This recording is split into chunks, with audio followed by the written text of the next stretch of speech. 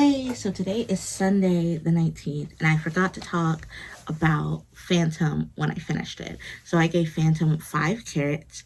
I really liked it.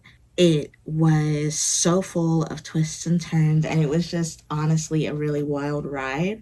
I highly recommend. I've been reading a lot of books lately that have different kinds of female characters in them because I believe that like women are multifaceted and it's okay if your novel has a different kind of woman in it. But man, Roz, to me, is so stupid. Like every opportunity she had to make a right decision, she went left. Every single time. It was like someone handed her a shovel and she was digging a hole to China. And she was like, that's where I gotta go because that's where I need to be. And she just kept digging that hole and digging that hole and digging that hole. And never once did she look up at the disappearing sky like, hey, yo, wait, maybe I'm doing something wrong.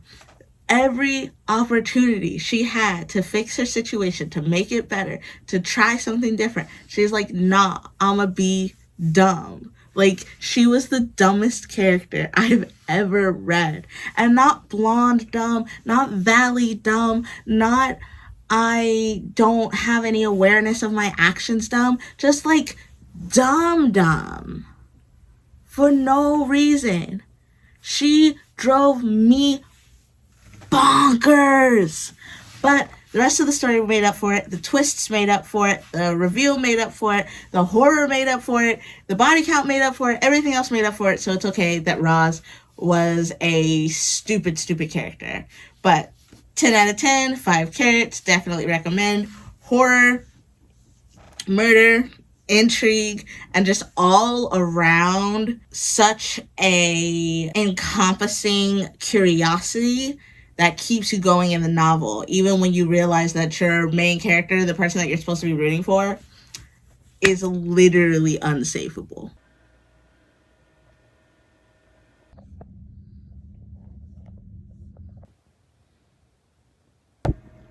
Okay, so today is Sunday the 26th.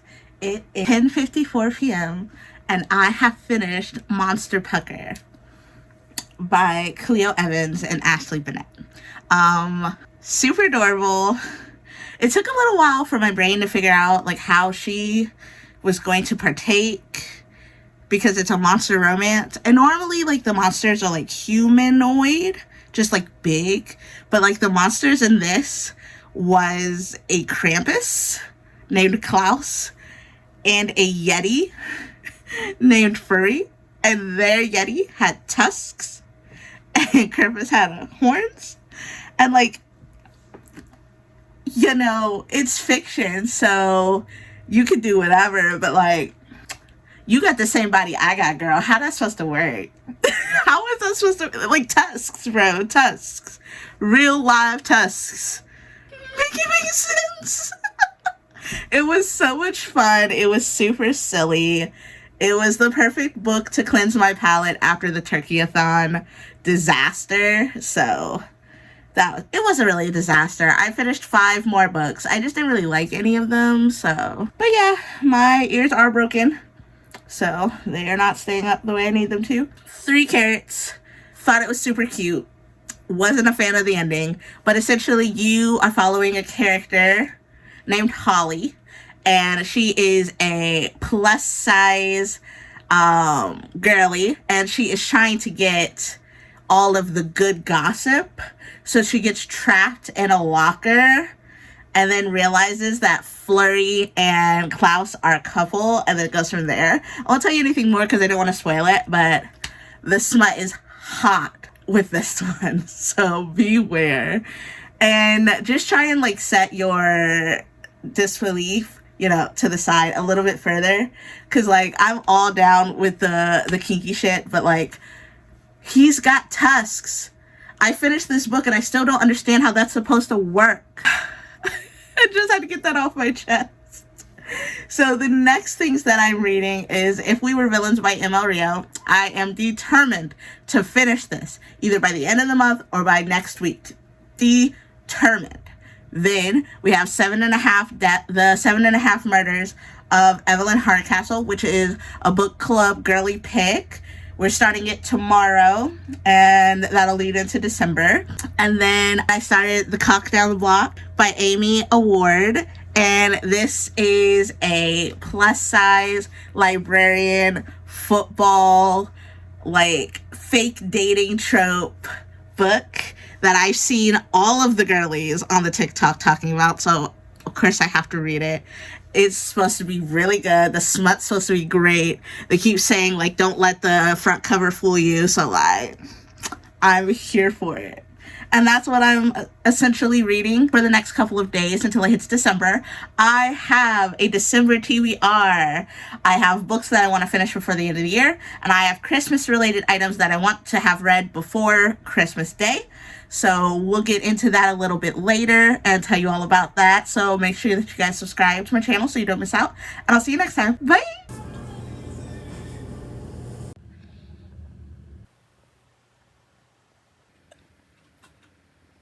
Wanted to give you a quick update. I'm currently reading If We Were Villains by M.L. Rio with my cousin Brie. And we agreed that we were going to get to Act 3. And then once we got to Act 3, we were going to get to Act 4. So, I am currently on Act 4. I was on Act 3. So, essentially what brings this up, because now my mind is like bonkers, is that I was reading this physically and I was behind.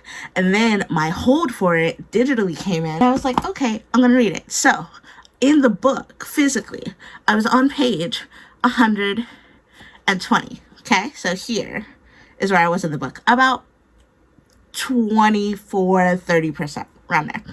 Page 120. Then when the Kindle copy came in, I quickly downloaded it to my Kindle, opened it up, and started reading. I read for a single hour last night around 3 a.m. Then I went to work and read, and then I read after work, okay? So, I've been reading this for about 3-ish weeks, physically. Just bits and pieces here and there, okay? Only made it to page 120. Was behind because we needed to get to Act 3, and I was still in Act 2. Downloaded it to the Kindle, read for the time frame that I mentioned, and now I am on page 245. I read an entire act in a day off my Kindle. And, like, it's not like the act was short. Literally, Act 3 was 100 pages. It's 103 pages. So, 124 pages in a day off the Kindle. Like, bro, what? That's wild. Yeah, so we made it to Act 4. And we've decided that we're just going to finish like, this is where I am in the book now. Like, a day from the Kindle, and this is where I am. Nuts. So we've decided that we're just going to finish the last 2 acts. Is to get this finished by December 1st, because the girlies have decided on the 7.5 Deaths of Evelyn Hardcastle, which I also have on Kindle. And we have decided that we are going to read the first 10 chapters. We haven't set a time to be done with those chapters, but we're ready. So we only have the last, I don't even know how many pages are in this. 354. Dude, is that even 100 pages? 100 and... So, I have 110 pages left in If We Were Villains. So, I'm definitely going to have this finished by December. Yes! Because this has been on my TBR for 6 years.